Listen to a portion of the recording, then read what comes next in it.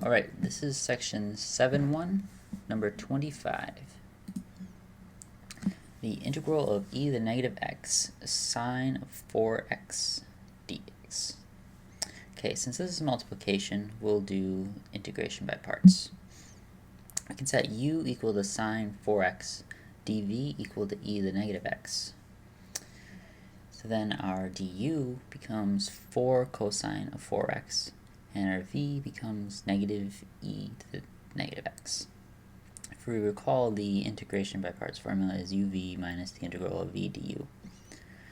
So if we plug that into our equation, we get negative e to the negative x sine 4x minus the integral of e, or negative e to the negative x 4 cosine 4x. We can move the 4 out and make it a little bit easier to work with later. Okay, since it's multiplication here, we should do integration by parts again.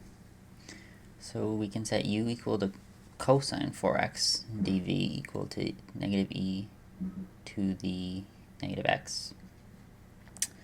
Then our v is negative e to the negative x, and our du will be negative 4 sine 4x dx. Alright. So our equation then becomes negative e to the negative x sine 4x. Oh, I got my signs wrong there. Plus 4 times the integral of e to the negative x cosine 4x minus 4 times the integral of e to the negative x sine 4x dx. So we have the same equation that we started with at the end. We don't want to keep doing integration by parts over and over again. So let's see what a little bit of algebra can do. We can distribute our 4,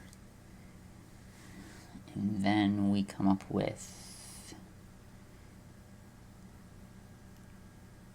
4, or negative 4 e to the negative x cosine 4x minus 16 times the integral of e to the negative x sine 4x dx.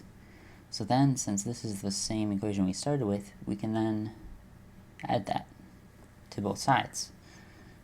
We'll come up with 17 times the integral of e to the negative x sine 4x dx equals negative e to the negative x sine 4x minus 4e to the negative x cosine 4x plus c.